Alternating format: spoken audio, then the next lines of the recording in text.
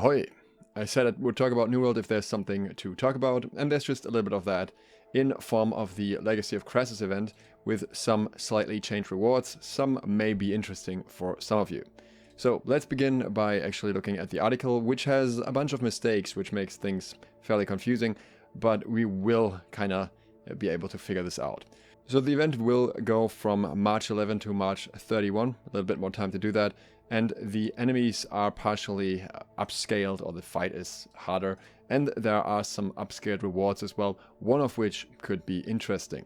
In terms of loot, they have the 710 gear score versions of Crassus exclusive weapons and armor, so you're getting some extra rewards, but it says that for balance you can only get the 710 gear score items once per day.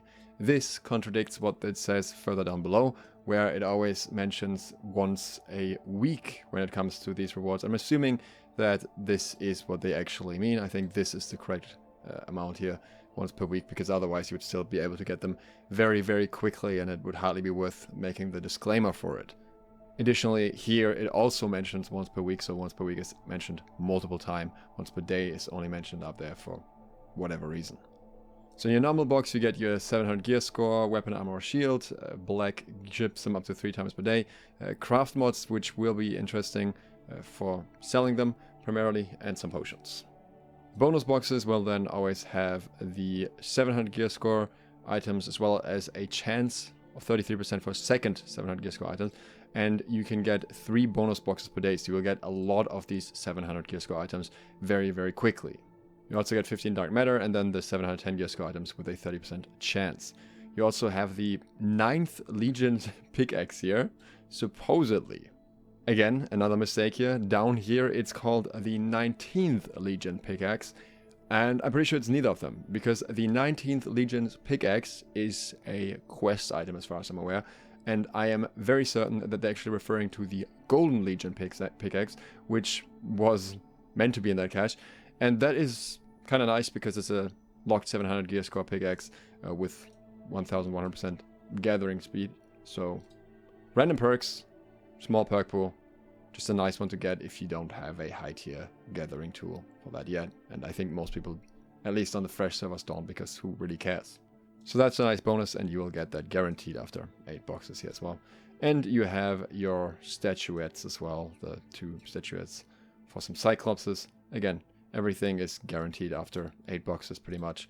So effectively you need to do the event for 3 days to guarantee at least the limited event rewards, and then more often if you want more of the 710 items. Additionally, you will also get a bit of extra scrap, some random weapon or armor piece at your level with a 90% chance, and a 10% chance to get a special named item for Brimstone Sands or World Aeternum. I don't think any of those are really worth anything anymore at this point, but I don't know. Maybe syncretic stuff and that kind of name stuff might be in there now. And then you also get some consumables. Now if we look at the cache, first of all we have the craft mods here. We can get the refreshing mod, circuit mod, and this one I think in particular is interesting. The Shard of Consecrated Iron could be worth a little bit. Throw of Corrupted Cloth could be worth a little bit for the fire damage. So we got the void damage here as well. We got huge elk hoof. We got drop of Ironwood sap, and we got ref move here. Got the whetstone with rogue and squirming vine king fort. Most of that is not really super useful anymore, but at least some of them. Freedom craft mod, why not? You can see the pickaxe and the statuettes as well. And now we come to the interesting part. So we're going to start with the Wrath of Decimus here, because that really is the most interesting one, right? This comes with Thwarting Strikes and Enfeebling Maelstrom. You may remember that originally this had 3 locked perks. There was Thwarting Strikes, Plagued Crits, and Enfeebling Maelstrom. Still very good at the time. And now this is a little bit different because it only has 2 locked perks here with a 3rd random perk. This effectively makes it the same perk pool as Duneborn Pincer, which you can upgrade to 725 with Enfeebling Maelstrom, Thwarting Strikes, and a random perk, and you can choose the 3rd perk here. So very valuable item here that it's not that easy to get unless you are clearing the raid consistently. And as such, this would technically be somewhat interesting, right? You get a 15 less gear score version of what some consider the best Great Axe in the game. That depends on how much you value Thwarting Strikes, but that's a topic by itself that I'm not going to go into too deep, but it's either way a relatively good option, I would say. And here we have the problem.